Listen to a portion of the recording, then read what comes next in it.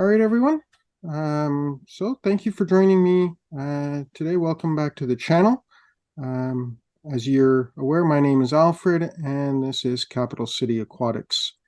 And today we have a special guest joining us, Jody. He's the vice president of my local fish group and another fish enthusiast like myself. And he's just going to be joining us today and talking a little bit about, I guess, what got him into the hobby, what keeps him in the hobby, and some of his experiences that he's had in the years of fish keeping that he's been involved with on a more serious note. So, welcome, Jody. Hi, Thank you thanks. for joining me. No problem. So, I guess we can just quickly get things started by how long would you say roughly have you been a true fish enthusiast or an aquarium hobbyist or I got hooked pretty young. Um, I think it was about 86 okay. when we kind of got our first aquarium. And that quickly led to multiple aquariums, fish stores multiple times a week, you know, joining the local club in Saskatoon, where I was living at the time. So yeah, I've been pretty heavily involved right off, and then have been working in the business for about 25 years now. So passion is like cichlids and breeding fish and stuff like that. That's really like my main interest. Okay. You know, that being said, I bought a betta today to go with Ah, some of the as a breeder for some of my other bettas. I've done guppies, I've done other labyrinth fish, and so I got different catfish, loaches, so a little bit of everything, right? So bit of it. Wow, good stuff. Now, when you say working in the business, to what capacity are you referring to? Like, obviously, as I mentioned in the introduction, you're the vice president of yeah, the local fish group here, the Ottawa Valley Aquarium yeah. Society. But what, what, like, what do you mean when you say working in So the business? well, working is really working. It's I've been I started off scrubbing fish tanks at local Big Al's, and I kind of worked my way up to general manager over the years, and have been doing that for 20 years now almost, or maybe more. So Fair enough. Yeah, time seems to go faster, I guess, when you're in something that you enjoy. that's right. Yeah. So And yeah, so for the local fish club, how long have you been an active member with the Ovis group? I've been pretty active since kind of the mid 90s.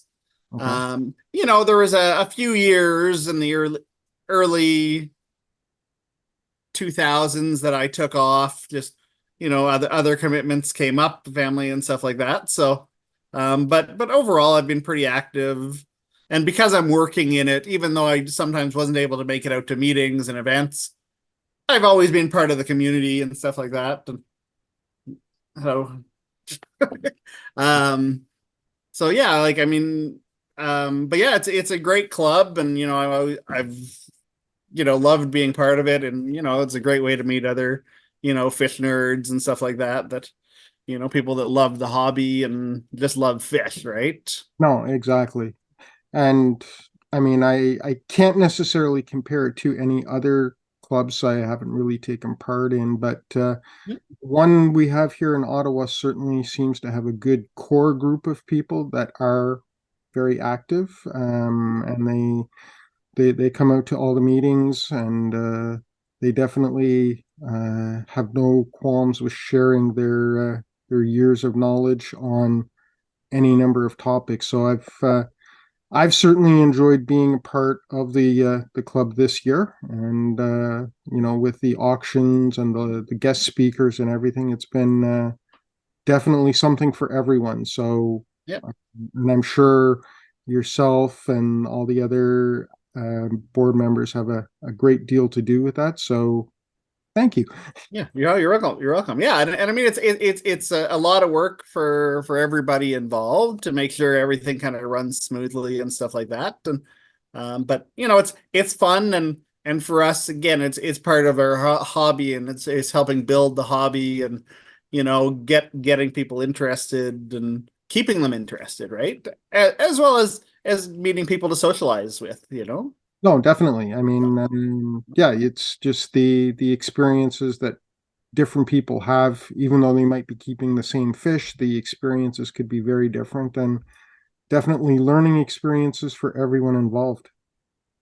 Well, that's it. You know, like I mean, to me, I I like hearing people's stories about what they're doing, and I can take away a lot from that, right? And I mean, I hear it all day at work as well, but it's very different when I'm in a social versus a business aspect, right?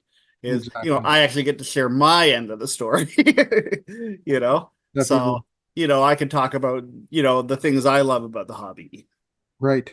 right? And as far as the hobby goes, I see you have some fairly large fish swimming in the tank behind you. What are you keeping in there? So this is some Central Americans. There's some redhead cichlids. There's some Argentia. There's one big Madagascar cichlid as well, and a Royal Pleco. It does a really good job of keeping the algae off the wood. So, Excellent. um, but And yeah, I mean these guys are still have a lot of growth to go. yeah, and that's what, a 120 behind you Yeah, or 125. Yeah. okay, Yeah. okay, good stuff. And One so what's gotten you, I guess, into cichlids? Like, are you predominantly cichlids or do you keep other fish as well? Or I keep a lot of different things. Cichlids are definitely my you know the thing I'm the most passionate about, and you know whether they're African cichlids, South American, Central American, Asian, you know I think they're all cool, and you know I'd love to keep every single type at some point, but you know realistically that's not gonna happen. exactly. Uh, you Need know, more tanks if you plan on doing that. yeah, well that's it, right? You know, the uh, the 60 that are running right now is enough. You know? Most definitely. Um, but yeah, no, I don't know. It's just something about them that even since I was younger, you know, I've really liked their behaviors. I mean, there's lots of different colors. They're active. They're personable as well. Um, you know, so there's to me they're not like a tetra that just kind of swims back and forth and doesn't do anything. You know, not that I don't like tetras, but you know, Fish with personality. exactly right. Yeah. No, Uh, definitely. you know, and these guys, you know, like they'll like my cat will watch them, but they'll watch the cat as well. And you know, and you know, I've had some that, you know, well the cat kind of pokes the toe in and the fish tries to go after it, right? So a warning shot, basically. Exactly, you know. Yeah. But yeah, no, I mean there's so many different cool cichlids out there and you know, I would say I probably have 40 different species right now. Wow. Very good. Somewhere around there anyways. Yeah. In the neighborhood. In the, Exactly, right? You know, um, once you get to a certain number of tanks, you stop counting the actual number of fish you have and yeah. It's better that way. that's right. That's right. Yeah. Good stuff. So, mm. So running I guess a fish room or fish gallery that size, that must be your second full-time job or your third full-time job? Yeah, it's I mean it's a fair bit of work, you know. I mean it's definitely I certainly wouldn't recommend it to anybody that doesn't have time to spend and stuff. But like I like to putter, Hmm. so it works out great for me because I can go down for an hour or two at night and it's nothing, you know. And do this, do that, and constant water changes, and Yeah. it's unfortunately because I'm renting, I can't really do a good auto drain system. Oh, okay. So it's all manual stuff. Pythons. Well, exactly right. Yeah, Gotta love those. yeah.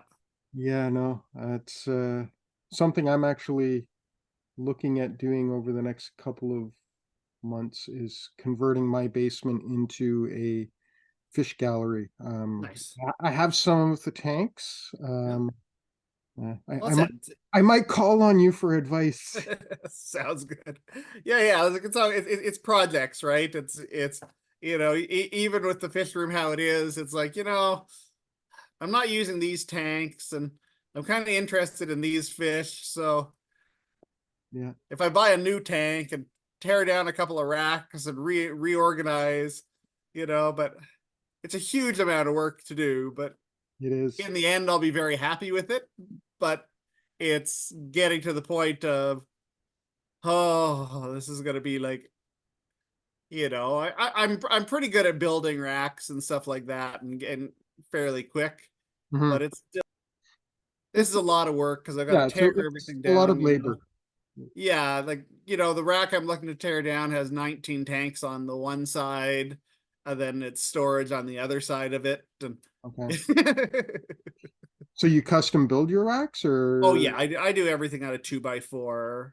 yeah, I do have some metal stands and stuff like that, but yeah, pretty much everything else I built. So good stuff. just not practical to buy, and mostly commercial racking is either super expensive or the dimensions are weird.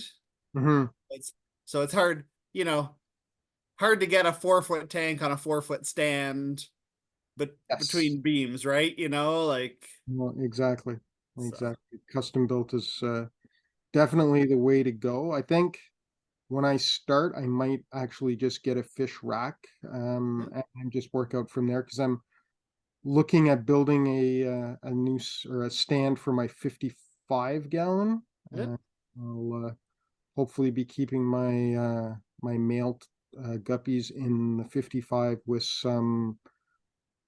I want to say panda cories, but we'll see okay, how that goes. yeah, yeah, But yeah, no, it's going to be a several month undertaking, but one step at a time, and we'll get there. exactly. But look at building a rack too. Like they're so easy. It's all. So, you said at one point you were doing guppies as well. Were you doing specific strains of guppies, or were you just doing more like mutt guppies, fancy guppies, or? No, I was trying to do some specific strains. Mhm. The problem I really ran into was my fish room is very warm. Okay, So I would breed heavy males, okay, and of course it just cut their lifespans way down. yeah. See, I'm So at the opposite end of the spectrum. Like I'm running my tanks now at about 75 degrees. yeah, And I'm finding my fry are 80%, if not more, female, which right. can be good for breeding, Yep. but yeah, it's odd that way. And I'm going to be working on a project. My next round is I'll actually bump up the temperature probably to about 80, Yep. 82, and see if there's a direct impact on that because Yeah. there is a school of thought out there that does believe that the temperature can affect the outcome male female wise for guppies, and I Yeah. want to see how much truth there is to that. Yeah. No, I believe it, and I mean, like my experience is kind of showing that to me, Mhm. because it's not, you know, I have 5, 6, 7 different strains of guppies and endlers, or I did, and all of them, it's kind of the same results. Is all you would think that okay, maybe certain lines produce more males, certain, but when all of them are kind of giving you 8 males to 2 females. You know, Yeah, there's definitely a correlation there to the yeah. temperature or So something for sure. yeah, or water conditions or something, anyways, right? Yeah, no, exactly. And so now with um the business side, like you're saying you're the GM for the local Big Owls or an Yep. assistant? Yeah, Yeah, the GM. Yeah. yeah. And then what has that been like for you? Like it's obviously it's a more business aspect of the hobby as opposed to just as a true hobbyist. So yeah, like I mean, I've actually kind of done pretty much everything. I actually spent 4 months in at Lake Malawi at a Okay. fish collection place. So I've gone out with the boats where they're collecting the fish. I worked on the fish farm, where we were sorting, cataloging, and preparing all the fish for shipment. And I've done paperwork from that side. We've shipped out the fish. Then I've been here receiving fish, plus all the dry goods and everything. So I've kind of done, or been part of the whole kind of gamut at some point. Oh, okay. So it's really it's kind of a really neat process Hmm. to see from start to finish all the steps that kind of happen. And there's we're in Canada, probably the States as well. We're kind of spoiled by our travel a little bit. If I want to drive 400 kilometers to Toronto, it's going to take me 4 hours, 5 hours if there's a bit of traffic. If I want to drive 200 kilometers in Malawi, it's going to take me 6 hours or 8 hours. Right? Yeah, it's It's a very different beast. that the 401 doesn't correspond well over there. No, no, so it's but that's fun. It was an amazing experience, right? Because Oh, I was I'm sure it must have been. I mean, just to be there and see them in their natural environment and yeah. what you're basically taking out of the water catching, and then what is readily available to the public. I'm sure there are some differences there because the colorations on them in the wild, are they as, I guess, as colorful as we see them in the stores, or how does that work? Oh Because yeah, I mean, if in some cases, like for discus, I know the wild caught ones, if you can get them, are very muted, and it's only with the modifications that we've made as breeders that you get the strains and the varieties and colorations that you have now. oh well, that's exactly it. And I mean, it's no different than with guppies, swordtails, platies. All of those have kind of been bred for these amazing colors and stuff. When you're dealing with stuff like Lake Malawi cichlids specifically, um, those bright yellows are bright yellows, and sometimes the wild ones are much better than whatever you see in the tanks. The blues are blue, and um, problem with a lot of the tank strains is many generations of inbreeding. Often you can get some hybridization in there, or accidental, in a lot of cases, but that kind of muddies the waters and colors. Mhm. So, when you're at the lake and you see these fish coming out, and it's like this, nice metallic blue with like snow white fins or bright red on them. It's amazing to see. Wow, I'm sure it must be. And I mean, actually, one of the really kind of neat things is when you look at the wild fish, how small they actually are compared to the ones you see in the tanks, Hmm. because the diet is so different, right? You get really heavy, any of the commercial fish foods are pretty heavy in proteins, Yes. um, right? Where, a lot of these are algae grazers, or they're scraping microinvertebrates from the algae. So the actual real protein they're getting is pretty low. So a lot of times it's like half to 2/3 of the size in the wild is of what you actually see in tanks and stuff like that. So I'll see these people bring in these giant, African cichlids, and it's like, no, in the wild they're like half, way smaller. So They're like 2 inches, not 6 inches. that's right. That's right. So which, and again, that makes things confusing for people that are writing about them, right? Is because which information do you use? If you say this fish gets 3 inches long, are you talking in the wild, or are you talking in a tank where maybe they get 5 inches long? Yeah. You know, Optimal conditions, I guess. yeah. Yeah. No, that's interesting. Interesting. Yeah, and it's no, that's for like Lake Malawi. Like if you're dealing with Central American, fish that are maybe more predatory and stuff like that, that's not, the protein levels aren't going to matter at all, right? No, no. A big Oscar in the wild, 15, 16 inches is, same as what you get in the tanks and stuff like that. So I guess my next question would be, because I'm seeing a bit of an uptick in the hobby post COVID.